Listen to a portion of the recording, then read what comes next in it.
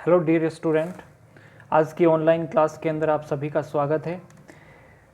हमने आपके राजनीति विज्ञान की पुस्तक का एक पाठ न्याय की अवधारणा जो है वो पढ़ लिया है। आज से हम आपके पाठ्य पुस्तक का दूसरा पाठ शुरू कर रहे हैं, जिसका नाम है शक्ति, सत्ता और वैधता। शक्ति, सत्ता और वैधता, पावर, अथॉरिटी एंड लेजिटिमेसी। ये पार्ट जो है वो आज हम शुरू कर रहे हैं और उसमें से शक्ति वाला टॉपिक जो है वो आज शुरू कर रहे हैं। ठीक है, इसके आने वाली कक्षाओं के अंदर हम सत्ता और वैधता को भी पढ़ेंगे।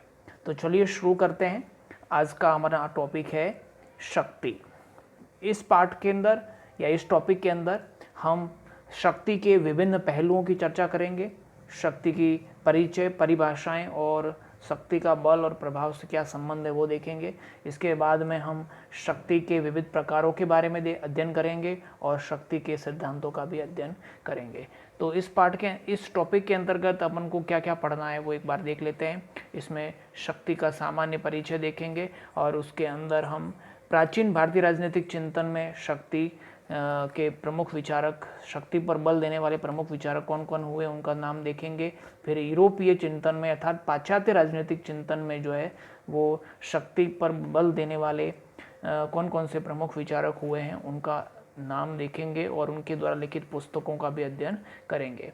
इसके बाद में हम 3 विद्वानों की परिभाषाएं भी देखने का प्रयास करेंगे, जिसमें मैकाइवर है, आर्गेंस्की है और रॉबर्ट बायस्टेड की परिभाषाएं देखेंगे कि उन्होंने शक्ति को किस प्रकार से परिभाषित किया है।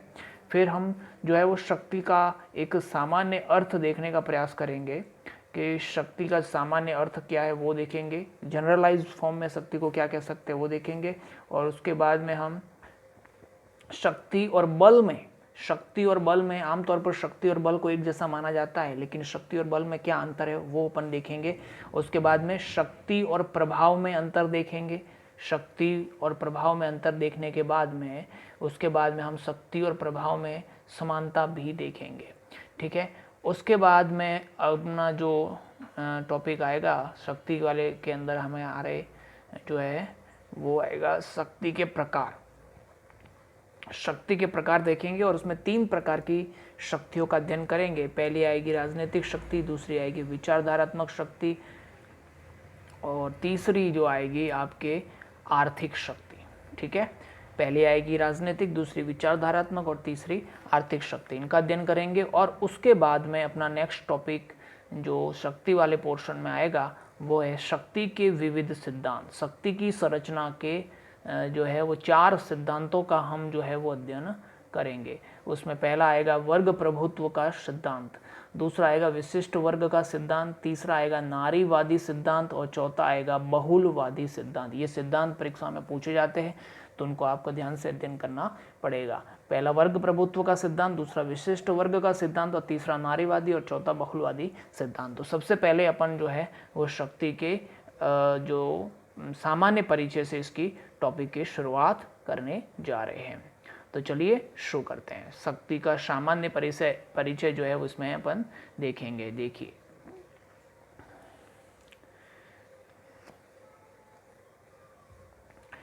शक्ति हमारे समाज का वह क्षेत्र है जहां सभी के लिए निर्णय लिए जाते हैं। शक्ति हमारे समाज का वह क्षेत्र है जहां सभी के लिए निर्णय लिए जाते हैं। ठीक है, सभी के लिए नियम बनाए जाते हैं और निर्णय लिए जाते हैं और अधिकारों और कर्तव्यों का आवंटन किया जाता है। हमारे समाज का एक क्षेत्र, ठीक है ना। राजनीति क्या है? हमारे समाज का वह क्षेत्र है जहाँ सभी के लिए नियम बनाए जाते हैं, निर्णय लिए जाते हैं, अधिकारों और कर्तव्यों का आवंटन किया जाता है।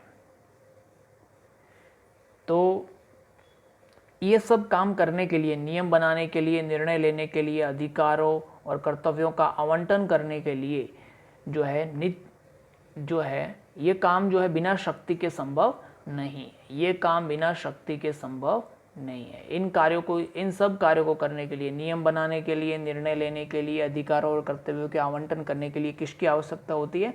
शक्ति की आवश्यकता होती है।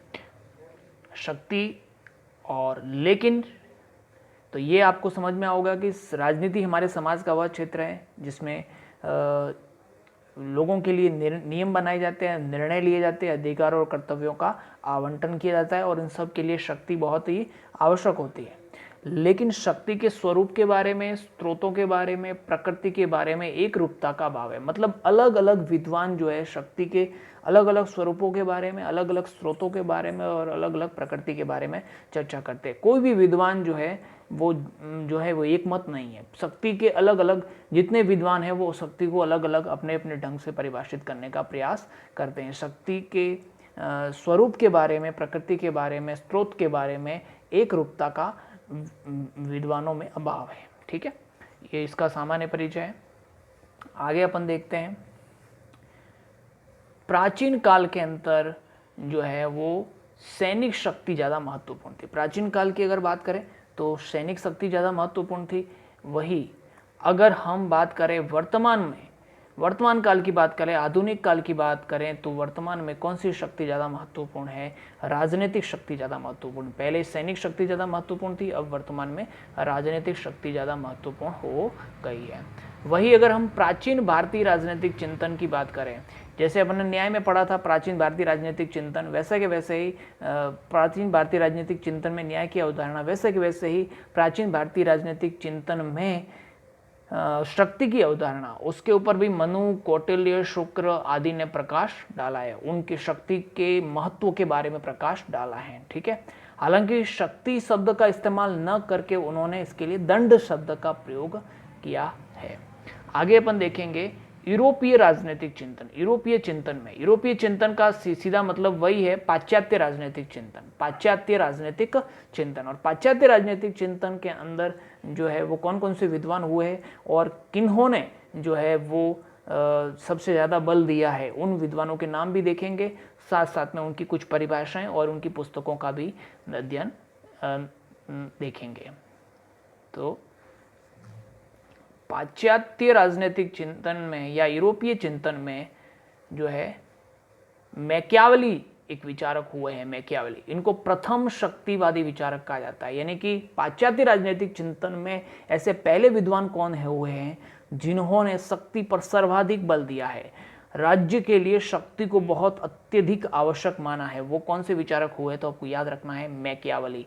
मैकियावेली जो है वो प्रथम शक्तिवादी विचारक माने जाते हैं, याद रखना है पाश्चात्य राजनीतिक चिंतन में।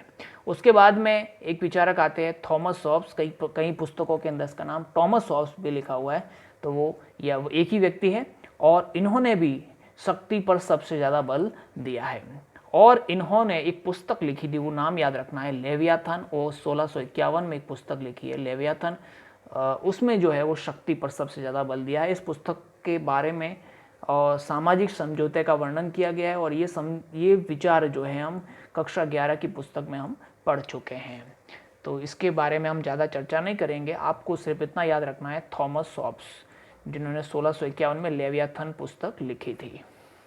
आगे अपन देखेंगे नए एक और विचारक हुए जिसका नाम है चार्ल्स मेरियम। चार्ल्स मेरियम भी है वो शक्ति पर ज़्यादा बल देते हैं और इन चार्ल्स मेरियम को जो है वो शक्ति आधुनिक राजनीति विज्ञान का प्रणेता माना जाता है। यह भी आपको याद रखना है कि जो मॉडर्न पॉलिटिकल साइंस है उसके जनक किसको माना जाता है, प्रणेता किसको माना जाता है, तो चार्ल्स मेरियम है और इन्होंने शक्ति के अलग अलग रूपों की चर्चा की है। तो इसके ऊपर एक छोटा सा प्रश्न बनता है कि आधुनिक राजनीति विज्ञान के प्रणेता कौन है, तो आपको याद रखना है चार्ल्स मेरियम। उसके बाद में आता है कैटलिन। कैटलिन जो है वो राजनीति को शक्ति का विज्ञान कहते हैं। ये भी बहुत महत्वपूर्ण परिभाषा है, कई परीक्षाओं में पूछी जा चुकी है कि निम्न में से किस विद्वान ने राजनीति विज्ञान को शक्ति का विज्ञान कहा है, और उसमें 3-4 नाम दे दिए जाते हैं। तो उसमें आपको याद रखना है कैटलिन उसका सही उत्तर होगा, या राजनीति विज्ञान शक्ति का विज्ञान है, ये परिभाषा किसने दी है, तो भी आपको याद रखना है कैटलिन ही होगा। तो ये विचारक जो है महत्वपूर्ण बन जाते हैं क्योंकि ये राजनीतिक विज्ञान को शक्ति का ही विज्ञान स्वीकार कर लेते हैं। ठीक है, और उसके बाद में इन्होंने एक परिभाषा और दी है, वो याद रखनी है कि राजनीति प्रतियोगिता का एक ऐसा क्षेत्र है जिसमें शक्ति की प्राप्ति के लिए व्यक्तियों के बीच निरंतर संघर्ष चलता रहता है। ये राजनीति विज्ञान को एक प्रतियोगिता का क्षेत्र मानते हैं। कैटलिन जो है वो राजनीति विज्ञान को प्रतियोगिता का क्षेत्र मानते हैं और वो कहते हैं कि ये एक ऐसा क्षेत्र है जिसमें शक्ति की प्राप्ति के लिए व्यक्तियों के बीच में लगातार संघर्ष चलता रहता है। ठीक है, आगे नेक्स्ट हमारे जो विचारक है वो आते हैं हेराल्ड लासवेल।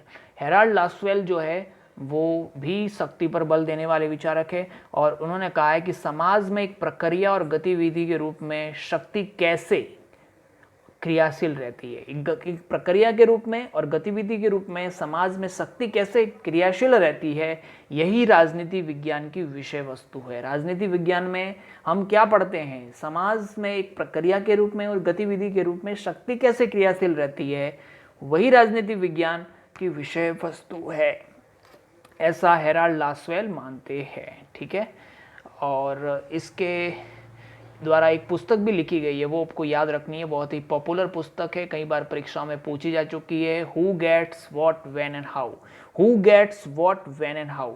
इसमें लिखा हुआ है कि शक्ति कौन प्राप्त करता है, कैसे प्राप्त करता है, कब प्राप्त करता है, इसका वर्णन किया गया है। तो ये शक्ति की जो है को केंद्र में रख करके लिखी हुई पुस्तक है।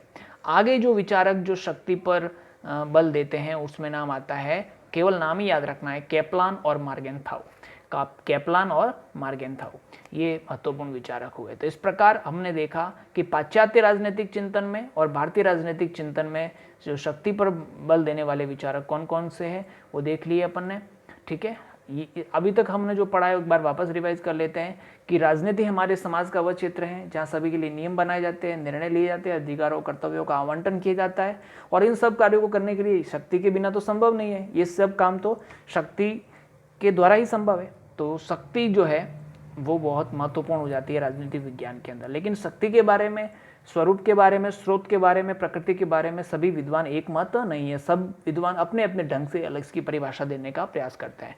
ये भी याद रखना है कि जो प्राचीन काल में वो सैनिक शक्ति ज़्यादा महत्वपूर्ण थी, वर्तमान में राजनीतिक शक्ति ज़्यादा महत्वपूर्ण हो गई है। प्राचीन भारतीय राजनीतिक चिंतन में मनु, कौटिल्य, शुक्र जैसे विद्वान हुए जिन्होंने शक्ति पर बल दिया है।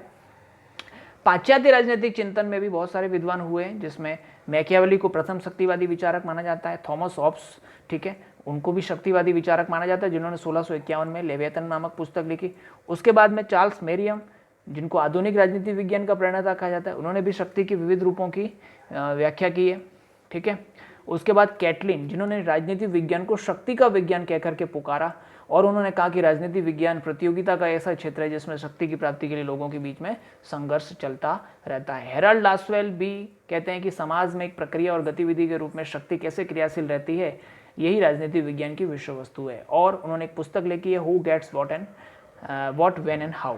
ये भी आपको याद रखनी है। कैपलान और मार्गेनथाउ भी जो है वो शक्ति पर बल देने वाले विचारक है। अब आगे अपन पढ़ेंगे शक्ति से संबंधित परिभाषाएं। शक्ति से संबंधित जो महत्वपूर्ण परिभाषाएं देने वाले विचारक हुए हैं उसमें आते हैं 3 विचारक आते हैं।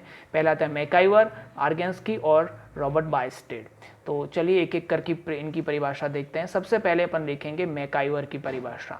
मैकाइवर नाम के जो विद्वान हुए हैं उन्होंने एक पुस्तक लिखी है, the web of government. The web of government, उनकी पुस्तक का नाम क्या है, the web of government. The web of government उनकी पुस्तक का नाम है, मैकाइवर की पुस्तक का नाम है।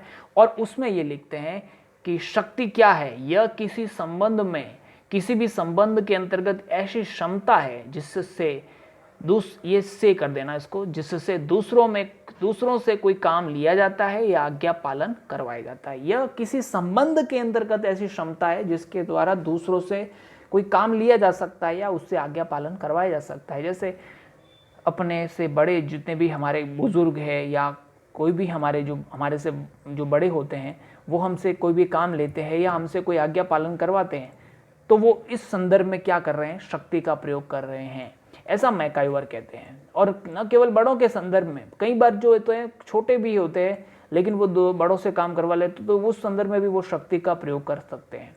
ठीक है, तो मैकाइवर कहता है कि संबंध के अंदर, किसी संबंध के अंदर की ऐसी क्षमता है जिसके द्वारा हम दूसरों से कोई काम ले सकते हैं या अपनी आज्ञा का पालन करवा सकते हैं। वेब ऑफ गवर्नमेंट इस पुस्तक का नाम याद रखना है। आगे देखिए आर्गेंस्की के द्वारा लिखी हुई जो परिभाषा है वो अपन देखते हैं। आर्गेंस्की ने जो पुस्तक लिखी है वो देखिए। आगे पुस्तक तो नहीं दी हुई है, इसकी परिभाषा देखिए। शक्ति दूसरों के आचरण को अपने लक्ष्य के अनुसार प्रभावित करने की क्षमता है। दूसरों के आचरण, आचरण मतलब व्यवहार, किसी दूसरे व्यक्ति के आचरण को अपने लक्ष्यों के अनुसार प्रभावित करने की क्षमता है। यदि कोई व्यक्ति कोई काम करना चाहता है, ठीक है, किसी का कोई लक्ष्य है और उस लक्ष्य को प्राप्त करने के लिए दूसरों के व्यवहारों को यदि वो इस प्रकार से प्रभावित कर लेता है कि वो दूसरों का व्यवहार जो है वो खुद को या उस व्यक्ति को जो लक्ष्य प्राप्त करना चाहता है उसको मदद करे, ठीक है। अगर दूसरों का व्यवहार, वो दूसरों को व्यवहार को इस प्रकार से प्रभावित कर रहा है कि उसका खुद का काम जो है वो पूरा हो रहा है, तो आर्गेन्स्की कहते हैं कि वो व्यक्ति क्या कर रहा है, शक्ति का प्रयोग कर रहा है। शक्ति दूसरों के आचरण या व्यवहार को अपने लक्ष्य के अनुसार प्रभावित करने की क्षमता है। आगे देखिए, नेक्स्ट है रॉबर्ट बायस्टेड की परिभाषा। रॉबर्ट बायस्टेड क्या कहते हैं, शक्ति बल प्रयोग करने की योग्यता है। बल प्रयोग करने की योग्यता है, न कि उसका वास्तविक प्रयोग है।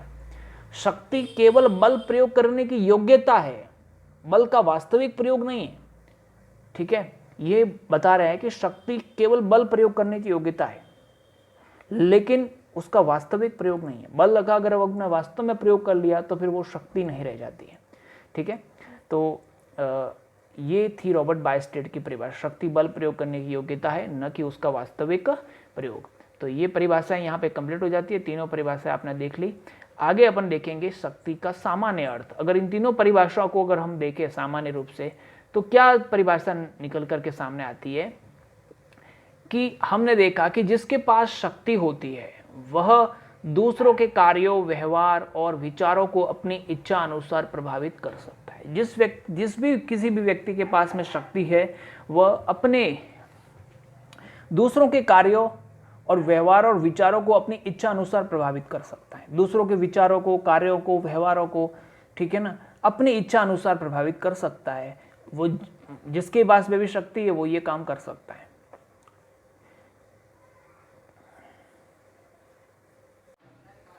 जैसा कि हम देखते हैं सरकार के पास में शक्ति होती है, राजनीतिक शक्ति बोलते हैं जिसको, और उस शक्ति के द्वारा सरकार एक आदेश पारित करती है, सभी लोगों का कार्य और व्यवहार और विचार जो है वो उस प्रकार से होना शुरू हो जाता है। सरकार कहती है कि कचरा नहीं डालना है आसपास, तो सभी लोग जो है वो अपने व्यवहार में बदलाव आने शुरू हो जाता है। सभी लोग, तो ये सरकार ने किसके द्वारा किया है, शक्ति के द्वारा किया है।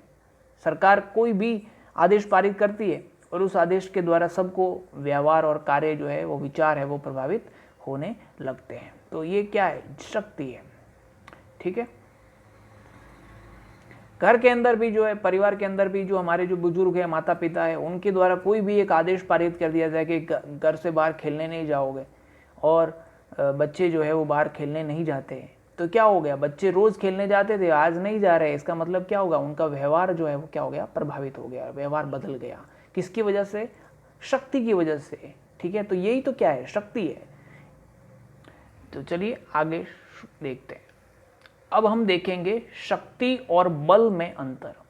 नया टॉपिक इसके अंदर है, शक्ति और बल में अंतर। शक्ति और बल में क्या अंतर है, शक्ति और बल में अंतर।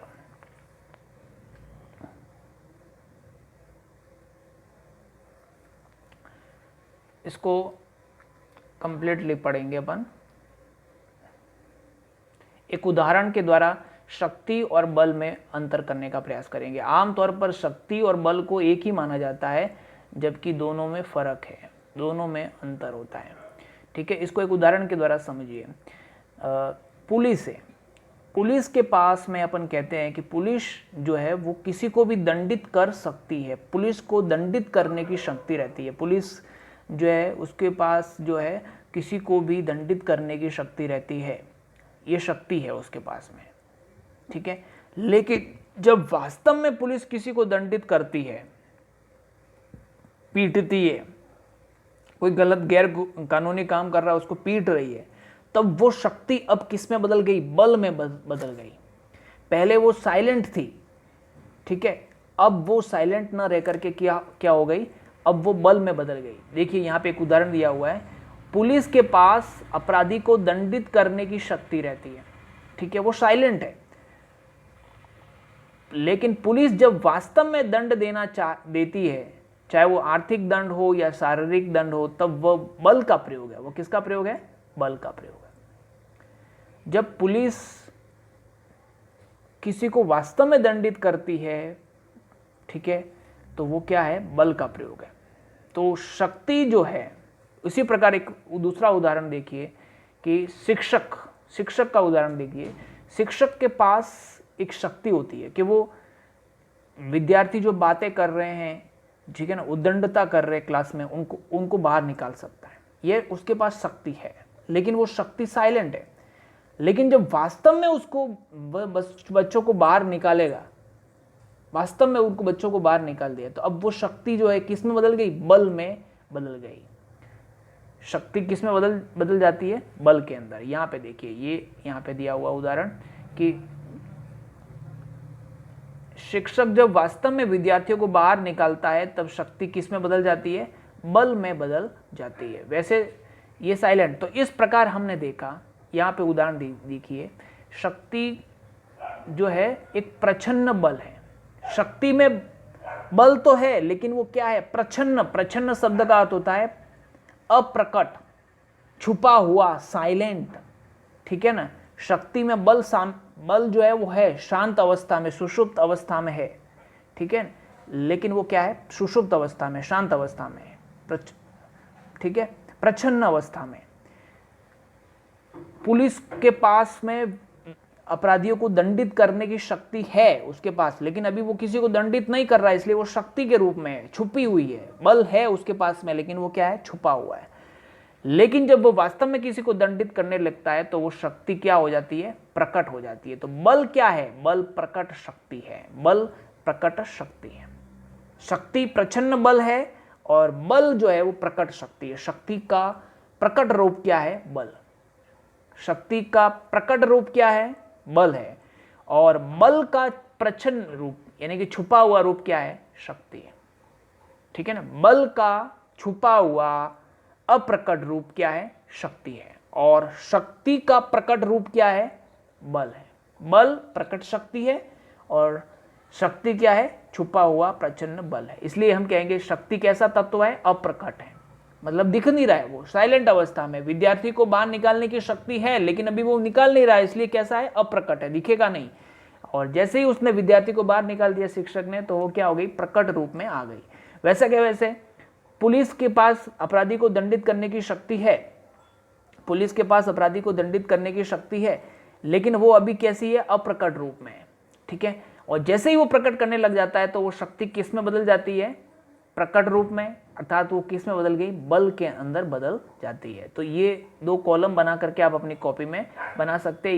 इस वाला भाग जो है वो शक्ति के अंदर और ये आ जाएगा बल के अंदर आ जाएगा। और नीचे दो उदाहरण भी आपको क्लियरली समझाए हुए हैं, ठीक है। तो आई होप कि आपको ये समझ में आ गया होगा। आगे देखते हैं शक्ति और प्रभाव में अंतर। शक्ति और प्रभाव में अंतर, शक्ति और प्रभाव ये हम देखेंगे। सामान्य तौर पर दोनों एक जैसे लगते हैं, लेकिन शक्ति और प्रभाव में भी फर्क होता है। शक्ति जो होती है वो दमनात्मक होती है। शक्ति कैसी होती है, दमनात्मक, उससे किसी का भी दमन किया जा सकता है, ठीक है ना, किसी को पीटा जा सकता है, ठीक है। तो इसके पीछे क्या रहता है, भौतिक बल रहता है। शक्ति जो है वो दमनात्मक होती है और उसके पीछे भौतिक बल होता है। जैसे मैंने बताया था, पुलिस वाला किसी को पीटता है तो वो शक्ति बल के अंदर बदल जाती है। शक्ति किस में बदल गई, बल के अंदर। तो वो क्या है, एक प्रकार का भौतिक बल है। शक्ति के पीछे भौतिक बल होता है, दमनात्मक होती है। लेकिन प्रभाव जो होता है वो मनोवैज्ञानिक होता है। प्रभाव जो होता है वो कैसा होता है, मनोवैज्ञानिक होता है, आपके दिल पर असर करता है, ठीक है ना। आप महात्मा गांधी का उदाहरण ले सकते हैं। महात्मा गांधी जो एक बात बहुत ही पतले आदमी थे, पतले, शारीरिक रूप से दुर्बल थे, लेकिन भारतीय जनता पर उनका इतना प्रभाव था कि वो जो है वो प्रत्येक दिल के ऊपर राज करते थे। तो मनोवैज्ञानिक प्रभाव होता है, ठीक है ना। उसके लिए शक्ति की जरूरत नहीं होती है, प्रभाव के लिए शक्ति की जरूरत नहीं है, ये भी आपको याद रखना, आगे आएगा पॉइंट। तो प्रभाव जो है वो हमारे मन पर असर करता है। हमारे दादाजी जो होते हैं हमसे उम्र में कम शक्ति, उम्र में ज़्यादा है, और उसकी वजह से हमारा उनसे क्या होता है, एक भावनात्मक लगाव होता है, मनोवैज्ञानिक हमारा उनका हमारे ऊपर प्रभाव होता है। इसलिए हम उनकी बातों का या आज्ञाओं का पालन करते हैं, ठीक है ना। भले वो हमसे कम शक्तिशाली होंगे, दुर्बल होंगे, बुजुर्ग होंगे, फिर भी वो जो है वो मनोवैज्ञानिक उसका प्रभाव जो है वो हम पर होता है। तो ये हो गया आपके। नेक्स्ट है अपने शक्ति का प्रयोग जो होता है, शक्ति का प्रयोग व्यक्ति की इच्छा के विरुद्ध भी किया जा सकता है। जैसे अंग्रेज हम पर क्या करते थे, शक्ति का प्रयोग करते थे।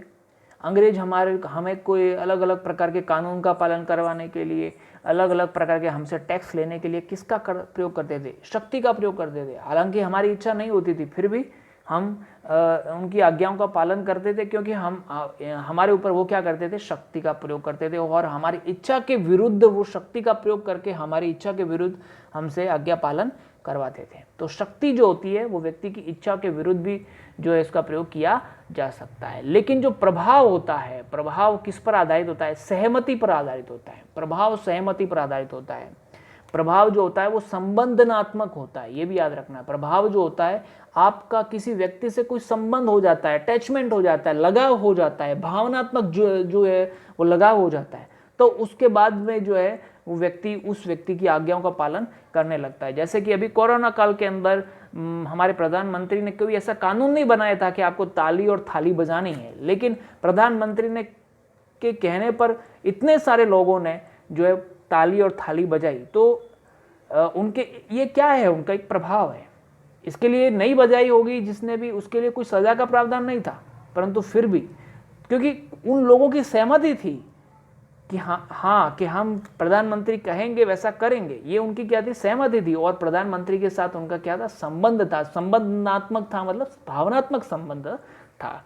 ठीक है, इसके आगे अपन देखते हैं। अब आगे है शक्ति जो होती है वो अप्रजातांत्रिक है, जबकि प्रभाव जो होता है वो प्रजातांत्रिक होता है। शक्ति जो है वो अप्रजातांत्रिक है, यानी कि प्रजातांत्रिक और अप्रजातांत्रिक में क्या फर्क है। प्रजातंत्र में क्या होता है, प्रजातंत्र में जनता की इच्छा होती है, वही काम होता है। प्रजातंत्र में जनता का शासन होता है, जनता की सहमति होती है, वही काम होता है। जबकि हमने यहाँ पर ऊपर ही देखा था कि जो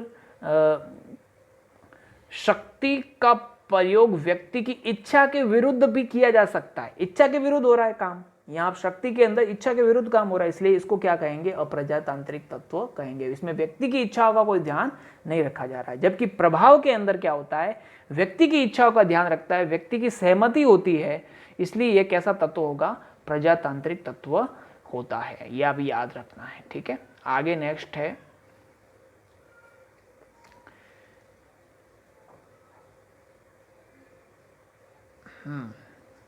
शक्ति कितनी भी अधिक हो उसको स्थिरता के लिए प्रभाव की जरूरत पड़ती है। शक्ति जो है वो प्रभाव के अभाव में ज्यादा समय तक टिक नहीं रह सकती, उस शक्ति का प्रभाव होना चाहिए। एक बच्चा जो बहुत उद्दंडता कर रहा है, ठीक है, शिक्षक उसको बहुत पीट रहे हैं, सर बहुत उसको पीट रहे हैं, लेकिन उसको रोजाना पीट रहे हैं, उसके ऊपर कोई प्रभाव नहीं पड़ रहा है, तो उस शक्ति का कोई अर्थ नहीं रह जाएगा।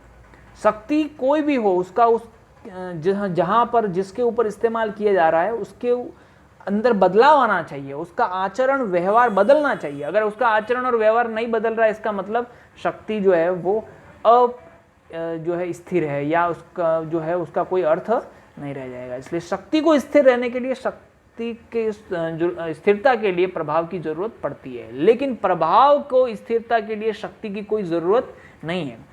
प्रभाव को स्थिरता के लिए शक्ति की जरूरत नहीं है। जैसे मैंने अभी मोदी जी का उदाहरण दिया कि मोदी जी ने जो ताली और थाली बजाने का कहा और लोगों ने ताली और थाली बजाई, तो उसको स्थिर रखने के लिए, उस प्रभाव को स्थिर रखने के लिए शक्ति की कोई इस्तेमाल नहीं किया गया।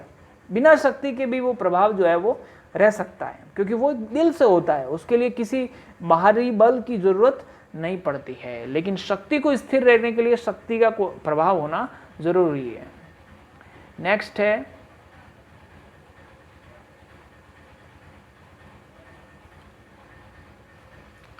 यहाँ पर ये क्लियर हो जाएगा आपको फाइनली। देखिए, अंग्रेज जो है वो भारतीयों से शक्ति द्वारा आदेश पालन करवाते थे। अंग्रेज जो है वो भारतीयों से आदेश पालन करवाते थे। वो कैसे करते थे? शक्ति के प्रयोग के द्वारा। और महात्मा गांधी जो है वो आदेशों का पालन कैसे करवाते थे? जो है वो प्रभाव के द्वारा। प्रभाव के द्वारा जो है वो आदेशों का पालन करवाते थे। महात्मा गांधी प्रभाव का प्रयोग करते थे, जबकि अंग्रेज जो है वो किसका प्रयोग करते थे, शक्ति का प्रयोग करते थे। तो ये आपके शक्ति के सारे पॉइंट क्लियर हो गए होंगे। यहाँ पर देख लीजिए आप, शक्ति जो होती है वो दमनात्मक होती है और ये जो होती है मनोवैज्ञानिक होता है प्रभाव। शक्ति का प्रयोग व्यक्ति की इच्छा के विरुद्ध भी किया जा सकता है, ठीक है, जबकि प्रभाव सहमति पर आधारित होता है और संवादनात्मक होता है। प्रभाव शक्ति अप्रजातांत्रिक तत्व है, जबकि प्रभाव प्रजातांत्रिक तत्व है। शक्ति की स्थिरता, शक्ति को स्थिरता के लिए प्रभाव की जरूरत पड़ती है, जबकि प्रभाव को शक्ति की जरूरत नहीं पड़ती है। अंग्रेज भारतीयों पर शक्ति का प्रयोग करते थे, जबकि महात्मा गांधी और अन्य कोई भी जितने भी महान पुरुष हुए हैं, चाहे वो सरदार वल्लभ भाई पटेल हो, स्वामी विवेकानंद हो, या जितने भी महापुरुष हुए, उन्होंने किसका प्रयोग किया, कभी शक्ति से किसी आज्ञा पालन नहीं करवाया। उनका प्रभाव ही इतना तगड़ा था कि लोग उनके एक इशारे पर बड़े से बड़ा आंदोलन करने के लिए खड़ा हो जाते थे। बड़े से बड़े मतलब जन विद्रोह जो है वो खड़ा हो जाता था, ठीक है। तो ये आपको क्लियर हो गया होगा। अब अपन देखेंगे शक्ति और प्रभाव में समानता। शक्ति और प्रभाव में समानता भी है, वो अपन देख लेते हैं। शक्ति और प्रभाव में समानता, शक्ति और प्रभाव में